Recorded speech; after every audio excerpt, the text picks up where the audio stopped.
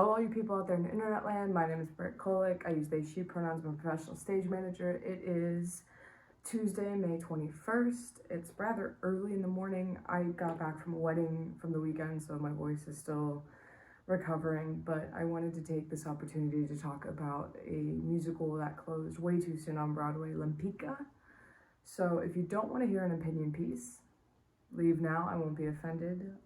If you stay, you signed up for this. So I have some notes right here, mostly because I'm terrible at remembering names and pronunciations. So also my apologies in advance if I mispronounce anything. I don't mean it out of malice. It just means I've only ever read the words and never heard them spoken. So, and I did try to research on like, how do you pronounce these names? So full disclaimer, let's get on with the video.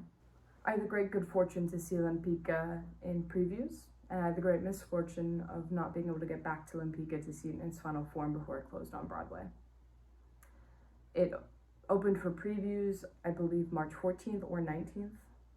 It opened officially on April 14th, and this past Sunday, May 19th, it closed. It was written by Carson Kreitzer and Matt Gold. It was composed by Matt, lyrics by Carson. It was directed by Rachel Shavkin, who directed Hadestown. And it starred Eden Espinosa as Tamara de Lempicka and Amber Eman as Rafaela. Both Espinosa and Eman earned nominations and Tony nominations in their respective categories of lead and supporting. It was also nominated for Best Set. I feel the need to mention all of that. I've tried to make this video and I've deleted a lot of versions of it because it ends up becoming synopsis. It ends up becoming a jumbled mass of feelings and emotions. And I don't want that. I want this to be seen for what it is. It is a great tragedy that a show like this closed so early. Out of the 5 nominations for Best Musical this year, 3 of them are based on other properties. I give Hell's Kitchen a slide. I like Alicia Keys. I think if you're doing a biopic, it's completely and utterly fine to do a jukebox musical. But Water for Elephants is based on a book that had a movie, Outsiders as well. It was a book, then a movie. And it really pained me that those shows like The Notebook, they are getting such praise. And Lempicka did not get a real shot to find an audience. I find it much like Beetlejuice. I really hope in my heart of hearts that, much like how Beetlejuice returned to Broadway, Lempicka will as well. I think it's deserving of that.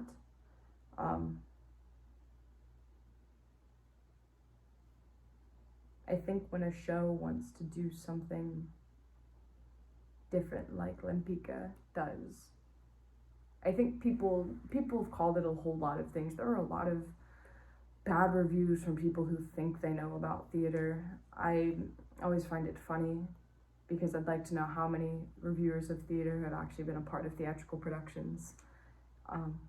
Nonetheless, criticism is part of the human experience, and people put their heart and soul out on a stage, and you sort of hope people will be kind.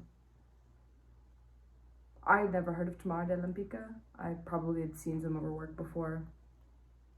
I didn't know her story. It is a queer story. It is a story of survival. It is a story of heartbreak. And it is a story about a woman who, for better or worse, had a lot of drive and a lot of passion and a lot of, I don't give a damn, I'm gonna do it. The big thing like on a lot of merchandise was, you know, she wasn't driven, she drove. And I thought that was incredible. They have made Lempicka I think they made Lempicka who she was. She was a lot of things. She was contrarian, she contradicted herself, I felt. And there was a lot of unredeeming qualities in her. She has a daughter that she says, we'll call each other Cherie, and I will be your sister, not your mother. You will never call me mom. And I thought, that's really weird and honestly a little vain. She wanted to have her cake and eat it too, in a lot of senses. She never left her husband for Rafaela. In the same sense, she never left Rafaela for a husband. I had the great good fortune of loving not once, but twice in this life, and I had the great misfortune of loving them both at the same time. She was a woman who wanted a lot, but also understood the sacrifice it took. She got her family out of Poland and eventually got herself, her daughter, and a baron who had helped her become an artist, who was a great proprietor of her work and a great supporter of her, got them out of Paris before World War II. There were a lot of parts in that musical that I saw that reminded me that as a bisexual, I am seen, I am heard, I am understood. There were also a lot of parts of that musical that taught me some people did not think that I should be allowed to exist. And even today, some people do not think I should be allowed to exist, nor some of my friends. People today still think of us as abominations. It was very heartbreaking, but good to see. Queer stories deserve to be told. Trans kids deserve to become trans adults. Queer kids deserve to become queer adults. Our stories deserve to be told. It's hard to look at the closing of Lempicka as another way of silencing queer voices. I know in my heart of hearts that's not what that is. Theater, in a lot of cases, is a business, especially at that level. Getting a show to Broadway is one of the hardest things you can do in this industry, and very few of those shows that ever make it to Broadway last. Like Wicked does, like Rent did. Very few of them have very successful revivals like Chicago. Lempicka is unfortunately a byproduct of a theatrical industry, and I think a consumer industry as a whole that is not favoring originality. If you look at the movies that are coming out, they are remakes, reboots. They are properties that already exist. There's a reason The Notebook will be successful. There is a reason Water for Elephants is successful. There's a reason The Outsiders has been successful. People know what they're getting into. People did not know, I did not know what I was getting into when I went to see Lempicka. I think a lot of people, and like me, I judged it before I saw it. I was like, eh. But for the price, I was like, let's go, sure. I think a lot of people have that same attitude. For better or worse, Broadway is a business.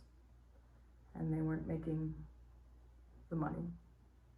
They weren't succeeding in business. And they were really, really trying. Lempicka will probably be my favorite musical for a while. I know a cast list is coming out relatively soon. I'm so excited for that. I am so excited that a cast list gets to exist and gets to go out into the world and find an audience. I hope in my heart of hearts this ends up like Beetlejuice, which closed prematurely but came back. I hope it becomes a show like that. If it doesn't, I am grateful for the work of all of the artists that got to realize their dreams on this show. This show has been so many years in the making. Cody Renard Richard, the production stage manager, my apologies, I did not say his name sooner, but Cody Renard Richard has been with this show for literal years. I believe Eden Espinosa has been a part of it for since its conception, since the original idea. I could be wrong about that, but there were dreams, and there were dreams realized. Amber Eamon had talked about, I think just earlier this year, she ended a gig, she was in the red, and Lempicka put her back into black, and it put her, in a financially stable position. It earned her a Tony nomination. It changed her life in a lot of ways.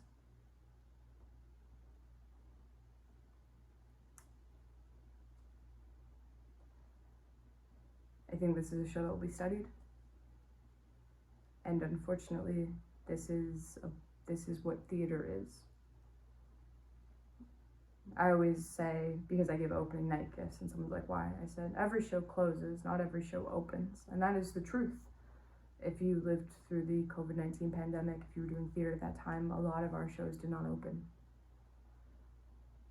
This show got to open on Broadway. And though its run was short, that magic reached people. And that is the tragic beauty of what we do as theatrical artists, is at the end, the magic it goes back out into the universe to become other things, but it will never again be what it was. Yes, we'll have a cast list, and yes, we have photographs, and yes, I'm sure some people probably illegally recorded it, but it will never be again what it was now. And that's why this industry is so beautiful, and that's why this industry is so heartbreaking. Yeah. I hope I post this, I really do.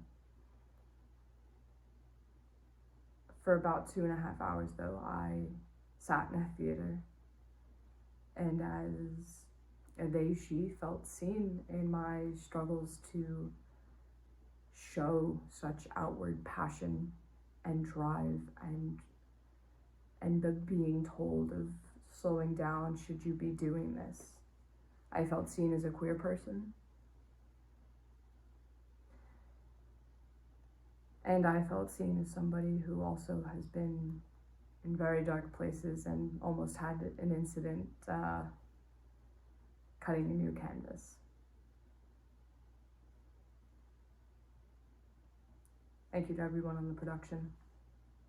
Thank you to Marta Lempicka for existing and for never giving up in your pursuits, so that a lot of us learn that we don't have to give up on ours.